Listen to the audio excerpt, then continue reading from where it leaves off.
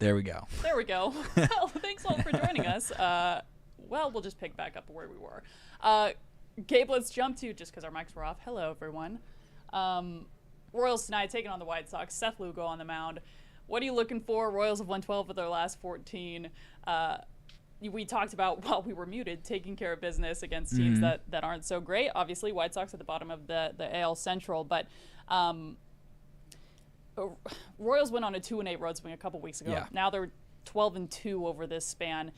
Is this sustainable over the course of, have they righted the ship, or is this kind of a, chalk it up to who they're playing kind of situation? I like that there's the continuity between this year and last year, and that they're not necessarily doing it the exact same way. Last year it felt like everything was Bobby, Vinny, Salvi. This year they are yet to get the offense completely in the groove, but you've had the emergence of Maikel Garcia. You've had Jonathan India. He's not getting a ton of hits, but considering what the production was out of the leadoff spot last year, he is getting on base at a significantly higher rate than last year. And so that is encouraging. I think that the rest of the team, though, there's a lot of similarities between last year. The pitching is still remaining incredibly good. The bullpen, in fact, you haven't had the downstretch of the bullpen in the way that it was last year, early in the year, where it felt like the Royals were giving games away. And when the offense disappeared a little bit post Vinny thumb injury at the end of last season, the bullpen quietly got really solid, and that was Daniel Lynch getting better. It was Lucas Urseg showing up. It was Angel Zerpa pitching pretty well, and Zerpa's actually been one of the guys who's, I guess, relatively struggled compared to the rest of them. But you got a good inning out of Daniel Lynch last night. You've gotten good innings out of guys who have come up from Omaha several times this year. And that has been really encouraging. And I think that, yes, when we're looking at the sustainability models, I guess, of what the Royals can do from May through hopefully late September in terms of playing competitive baseball, I think that the pitching now, we've got such a large sample size of the pitching being one of the best 5 rotations in baseball, and now it looks like one of the top-end bullpens in the league, that is a consistent enough thing that you're going to be able to rely upon. And now it's just going to be a matter of timely hitting. They're not ever going to. I'm not going to overreact to Sunday and be like, oh, they're going to bludgeon teams with home runs. They can hit some. The wind was going a little bit out. Yeah, there you go. So he's not even going to overreact to everything that happened on Sunday. But what we've seen throughout is that when the Royals are doing well offensively, they're getting hits. It's just a matter of whether there are guys on base or not when they're coming through. I think that the road trip that we just saw last weekend in Baltimore and mid last week in Tampa Bay, you finally got Bobby hitting for a little bit more power, a little bit more extra base production there. And I think that Maikel Garcia at this point has kind of solidified an everyday role, and he did not have an everyday role in August and September last year. Yeah. Couple things. One, when we harken back to Sunday, 7 home runs set the franchise record. And Gabe, you and I have talked about on the show, anytime you're talking about franchise records in baseball, you take in the sheer quantity of games and how long this league has been around. You take that with the fact that this team entered that day dead last in all of baseball in total home runs. Even after that game that day, they were still in last. They've since climbed to 29th, 2 ahead of Toronto with just 36 homers on the year. So it makes that day even more bizarre.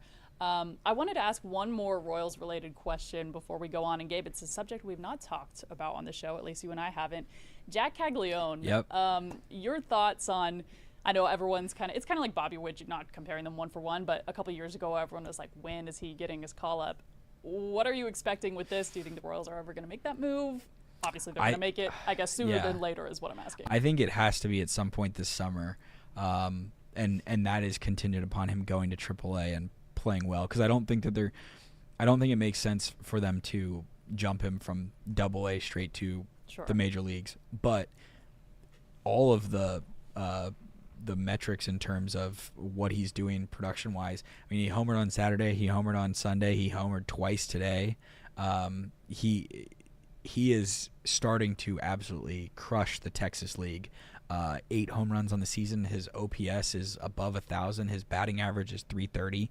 I know that I saw that his strikeout rate in Double A is lower than what Bobby Witt Jr.'s strikeout rate in Double A was, which is pretty encouraging given how much he's more of the power hitter type of player, and he's playing right field, which I think that is the sign foremost to me that there is a plan for finding him a way into the big league lineup this year, or finding a way with him in the lineup and Vinny and Salvi in the lineup, because otherwise you have kind of a logjam in terms of guys who their only way into playing is playing first base DH. For Salvi, he's got the ability to catch as well, but you also one of the things that has made the Royals so productive and being such a good defensive team is that you have Freddie Fermin as a defensive catcher who the Royals have the least stolen bases allowed in the league this year. So him slotting into right field makes the most sense at the moment to me, given the production that you've gotten out of Hunter Renfroe, or the lack thereof.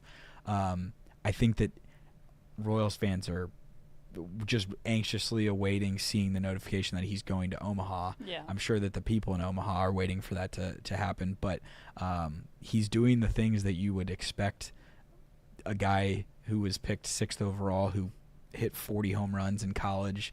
You don't necessarily expect those guys to be slow developers through the minor leagues because they're just older and more experienced and such. So I think that's really encouraging. I fully anticipate him being in Kansas City sometime late this summer. Okay, another bold take we can cut and repost once it happens, Hopefully. right? Or bury it forever. While I lied to you, I have one more Royals-related question. You made me think of it when you mentioned a guy who's capable of catching. MJ Melendez, kind of the flip side, sent back down to AAA Omaha a couple weeks ago, but look into your crystal ball. Do you see this as an option to come back up? Do you just consider this kind of a make or break year for him down in Omaha, or how do you evaluate that move and, kind of the near term future here? I don't know. It's one of those things where it's like when you look back on a decade ago, there was a moment where Mike Moustakas went down to AAA. Yeah. I don't recall necessarily watching every day 2015 Royals baseball in the way that I may be doing at this point. And so in that regard, I can't recall exactly how poor the Moose struggles were. And it certainly was not. Of, well, it couldn't have been that bad. And exactly, Moose. because then he figured it out and he Yeah. developed a big league career that went for several more years, and he was productive on 2 teams that reached the World Series and one that won it. So there is that hindsight of like it wasn't that bad, but clearly it was bad enough that one of their top prospects came up to the big leagues, had to go back to AAA and kind of figure things out. The early returns of Omaha for MJ were not great. I think he started like 1 for his first 6. It was like 2 for his first 24 or something along those lines. So I think that it's probably best for him to be thinking out of sight, out of mind in terms of rejoining the big league club for a little bit, and just kind of figuring things out. I don't know necessarily what I expect him to do. I would think that at least by the time that the rosters expand later this summer that he's up again. But I don't think that it has really much, if anything, to do with his ability to catch. I think that it's, if anything, it might be a pinch hitter type role, because you just know that he can ideally like run into a home run and has the power in his bat to do that. Yeah. So we'll see. All right. Let's move on to, speaking of impressive turnarounds, Sporting Kansas City was sitting winless through 8 games a little over a month ago. The Sporting Kansas City makes the big move of moving on from longtime manager Peter Vermees, who really had his hand on every single part of this club. He was the longest tenured coach in the MLS. He was one of the longest tenured coaches in the world in the sport. They moved Kerry Zvagnin to the interim title, and since then, Sporting's 3-2. And they've won in different ways. Mark Pallis did a story on this today. You'll see it. coming up at 6 o'clock, again at 10, and it's on KCTV5.com as well. But, they scored 5 goals a couple weeks ago. This past Sunday, they became the first team in MLS history to score without attempting a shot, which sounds kind of fluky, but it happened on a cross kick that ended up being an own goal on LA. We've kind of checked in after a couple of these games and said, okay, how do you think about the Zvagnin era? We have a bit more of a sample size now with 5 games. How do you feel about this team right now compared to where we were, 5-6 weeks ago? There's a little bit more life than there was at the start of the season in terms of when they were playing extremely poorly, and it felt like every single match you weren't going into with almost any expectations for them to do anything productive. I think that the 5 goals is exciting. The winning in unprecedented fashion without taking a shot on goal. Which you see that headline and you're like, how then? Yeah, exactly. A shot, period. Yeah. And it just is one of those things where that's not sustainable, obviously. Yeah. But to get the result regardless is still impressive. I think that at the very least it has gone well enough that he is under consideration for the full-time job. Yeah. It's sometimes you have the interim head coach in any sport in which they come in and they just continue to get crushed, and there's little to no success.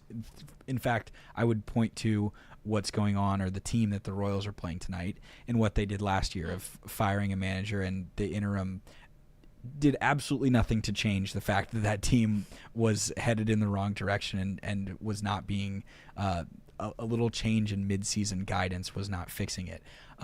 But I do think that what Sporting has going on, you're at least opening the door to the 2026 season still being coached by Zvagnin, and we'll see. Sure. Yeah. I mean, you're sitting 0-5 right now, and we're having a very different conversation, right? So. Yeah. And by the way, Sporting has given us no timeline for that decision, so it could be as long or short as we want. No, unfortunately not the case. Okay. Before we go rounding out with a little Chiefs offseason, the team picking up 2 rookies to their 90-man roster today. OTA is later this month, and we move into the grind of 3 sessions of that. Mandatory minicamp, and finally a St. Joe training camp in mid to late July. So, Gabe, we covered rookie minicamp this weekend. There were 2 open media availability sessions in which you pretty much just see the team kind of stretching and maybe running through some light drills. So you can't take much from it. We really won't get much insight into this team until the pads come on in St. Joe about a weekend or so. But any changes in your kind of evaluation of the rookies since the NFL draft? Maybe a guy or 2 that you're excited about. I mentioned this to Mark yesterday. Taken with the grain of salt that last year they ran the Louis Rees-Zammit hype train via social media. Yeah. But I always think that it's interesting to see who the Chiefs social team is posting out, because there's a certain level of organizational control in just, it's a well-run organization, it's a well-run team, and that they're not just a team that is led by Andy Reid, coached by Steve Spagnuolo, and guys who have been around, guys who have won for a long time. You've got Brett Veach in charge from the top down. There's a certain level of buttoned-up expectations where it's not like the Patriots. The Chiefs, to their credit, have more fun and are willing to have a little more fun at their expense. Yeah. See Andy Reid dressing up as Santa on Christmas Day, and then 2 minutes later being at the press conference podium. And exactly. Like, was that Santa? Yeah, yeah. So you've got those types of things going on. Yeah. But that to me is like, they're not just going to randomly hype people. I think LRZ excluded. That was an odd situation in which that was a fun story with the rugby background. Exactly.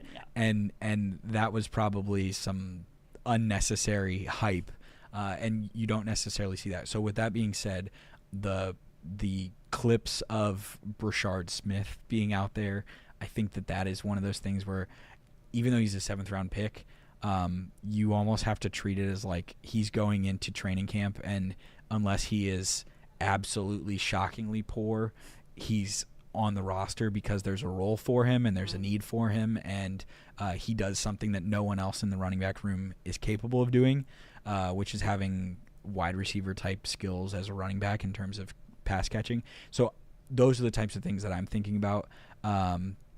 Detective Gabe. That's so awesome. That's a good take. That's just Yeah. what I'm thinking about. That's cool. But in terms of things that stood out at the podium and such, it at least got the attention of the desk this weekend, that Omar Norman Lott seemed like a fun guy to hang out with, and he was around there, and we'll see what happens. Ashton Gelati sounds like a incredibly down-to-earth guy who's given back almost all of his NIL money when he was at Louisville, just to help people out and such, and I think that's a guy who Chiefs Kingdom is going to be big time in on rooting for, and his relationship with George Karlaftis is interesting.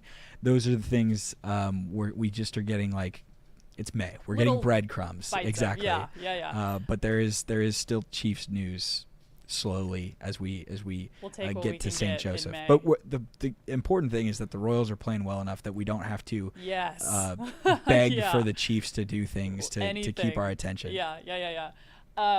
I'll end with two quick stories. One on Gelati. We FaceTimed, or we Zoomed him on draft night, the night he got picked. And his mom actually was his high school strength coach. I don't know if you listened in on that. And he was doing his Zoom, and his family was clearly in the background. And he said, "Mom, do you want to come on here and talk about it?" And you just hear this distant, "No." You're like, okay. So that was a fun little, it's always fun to get those kind of behind-the-scenes look. The second, when you talk about Andy Reid having his program, buttoned up and doing things a certain way, I'll share a story that Des Moses always tells on Price Chopper Game Day. I don't know if you've heard this one, Gabe, but Des, of course, was a linebacker for the Chiefs a couple years ago, and he says one day he was at training camp, and one of the interns, or kind of low-level coaching staff guys, runs up to him and says, "Hey, man, you need to tuck in your jersey." And he's like, "Why?" And he looks over, and Andy Reid is looking at him from 200 yards away. He was like, after that, I never came to practice with an untucked jersey again. So the attention to details are real. And part of the reason why we have been talking about the Chiefs and having this short of an off season in the last couple of years. Yeah. So, okay, Gabe, thanks so much for joining us today. Folks, same time, same place tomorrow. Royals get underway at 6:40 tonight. And we'll see you back here tomorrow.